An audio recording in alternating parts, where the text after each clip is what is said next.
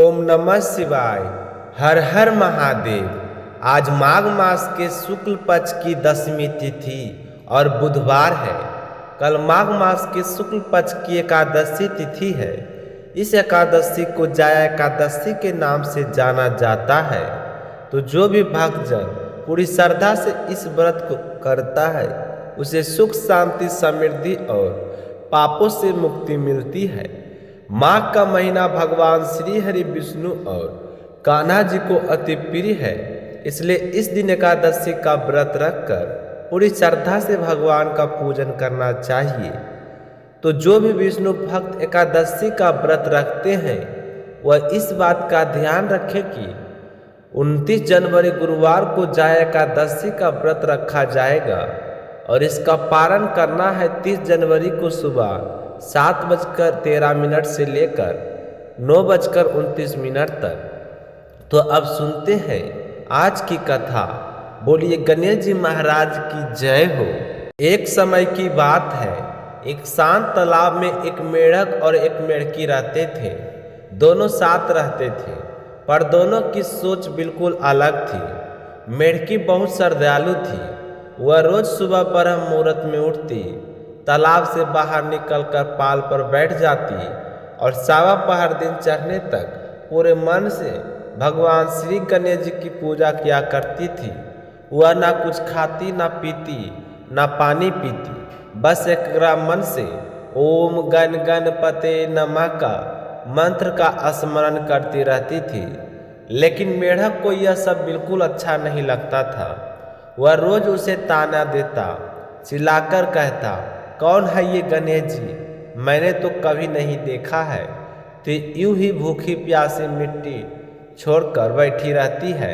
मुझे देखकर कितना हट्टा कट्ठा हूँ। मैं किसी भी नायक की पूजा नहीं करता, फिर भी मज़े में हूँ। पर मेढकी पर उसकी बातों का कोई असर नहीं होता। वह मुस्कुराकर अपने आराध्य में लीन रहती। दिन बीतते गए, मेढक का अहंकार बढ़ता गया और उसकी नास्तिकता की बातें रोज भगवान तक पहुंचने लगी। एक दिन भगवान गणेश जी नाराज हो गए। उसी तालाब पर एक राजा एक दासी पानी भरने आई। जैसे उसने घड़ा तालाब में डुबाया तो मेढक और मेढकी दोनों पानी के साथ उसी घड़े में चले गए। तो दासी घड़ा लेकर घर पहुंचा, उसे भट्टी पर चढ़ा दिया और नीचे आग जलने लगी। पानी धीरे धीरे गर्म होने लगा। अब घरे के अंदर हालत बदलने लगी। मेढक जलने लगा। वह तड़पने लगा और चिल्लाने लगा, हाय मैं जल रहा हूँ, मुझे बचाओ। लेकिन मेढकी शांत थी। वह ध्यान में लीन थी कि मेढक हैरान होकर बोला, तुम्हें कुछ महसूस नहीं हो रहा है? पानी उबल रहा है और तुम कह रही हो कि सब ठीक है। तो मेढकी बोली, मुझे तो ठंडी ठंडी हवा महसूस हो रही है। मैं तो अपने गणेश जी की शरण में हूँ, वो मेरी रक्षा कर रहे हैं। यह सुनकर मेढक का अहंकार टूट गया। डर के मारे वह रोने लगा कि आज तू अपने गणेश जी का ध्यान कर और हमारी जान बच जाए। मैं वादा करता हूँ कि आज के बाद मैं भी तेरे साथ रोज सावा पहाड़ तक पूजा करूँगा। तो पूजा से पहले कुछ नहीं खाऊंगा। तो मेढकी ने करुणा से आंखें बंद की और मन ही मन भगवान गणेश का स्मरण किया। तभी गणेश जी की माया प्रकट हुई। वहाँ दो सार आपस में लड़ते हुए आए और उसी घड़े से जोर से टकरा गए। घड़ा फूट गया और पानी फैल गया और मेढक मेढकी सीधे वापस तालाब में जा गिरी। तो उनकी जान बच गई। अब मेढक को सब समझ में आ गया था कि भक्ति की शक्ति, श्रद्धा की रक्षा और गणेश जी की कृपा।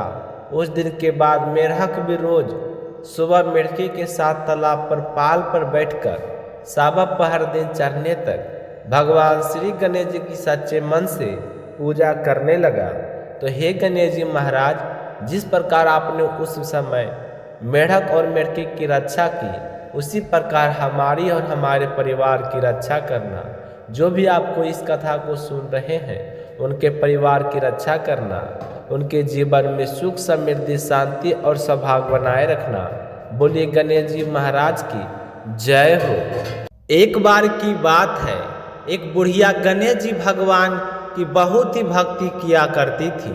सुबह जल्दी उठती, स्नान करके पहले गणेश मंदिर जाती और गणेश जी को सिंदूर से तिलक लगाती और गुड़ का भोग लगाती और बड़े ही श्रद्धा भाव से गणेश जी के नामों का स्मरण किया करती थी। यह उसका नियम था, चाहे आंधी हो या तूफान, वह बुढ़िया गणेश जी के मंदिर जरूर जाती थी। ऐसा करते करते सालों बीत गए तो गणेश जी भगवान उस बुढ़िया की भक्ति से बहुत ही प्रसन्न हुए। तो एक दिन उसे सपने में दर्शन देकर कहने लगे कि बूढ़ी माई, मैं तुमसे बहुत ही खुश हूँ, तुम वरदान मांग, क्या मांगना चाहती है? तो बुढ़िया कहने लगी कि गणेश जी महाराज, आपने मुझे दर्शन दिए, इससे अच्छा मेरे लिए क्या हो सकता है?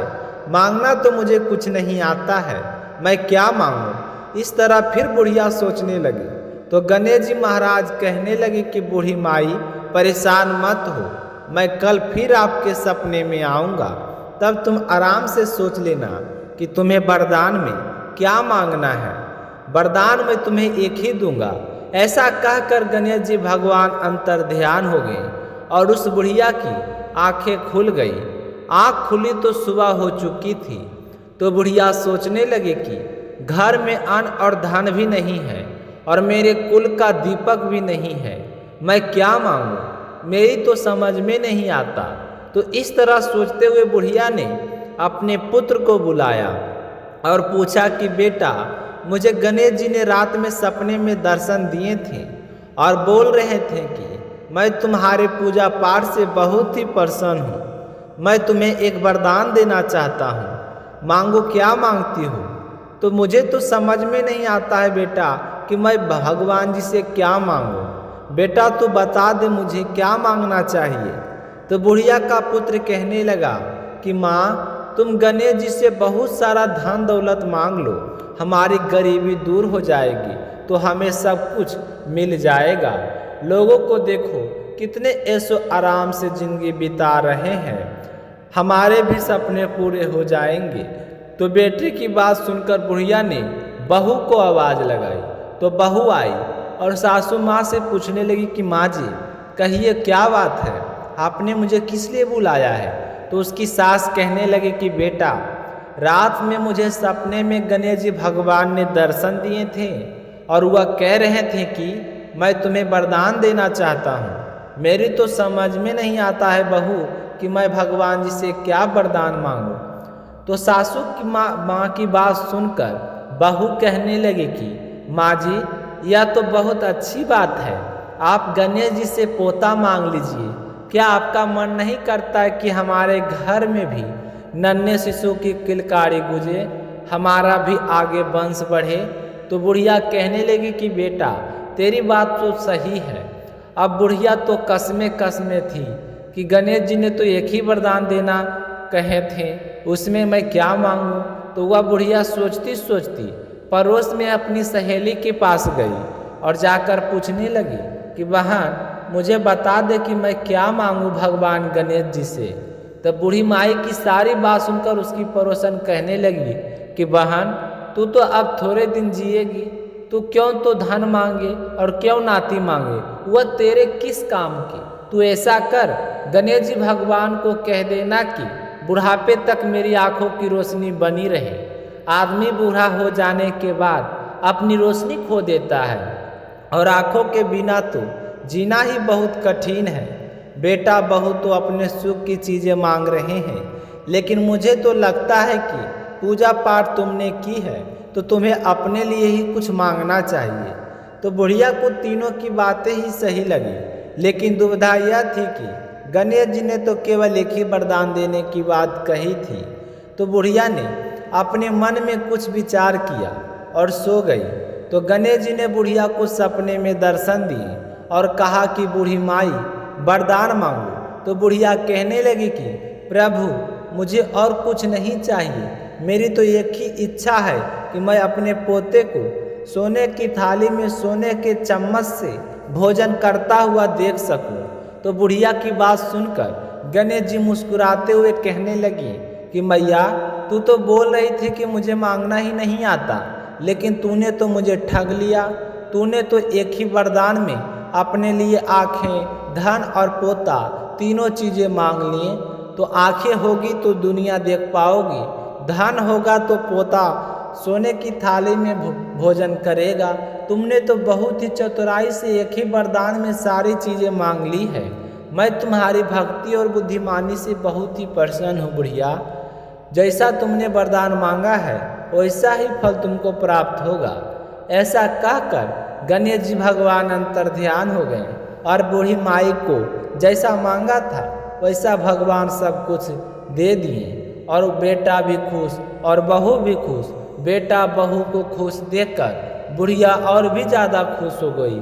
तो हे गणेश जी भगवान, जैसे आपने बूढ़ी माई को दिया उसी तरीके से जो भी आपकी इस कथा को सुन रहे हैं या सुना रहे हैं या जिनके पास शेयर किए हैं उनके भी सब खुशी देना। बोलिए गणेश जी भगवान की जय हो।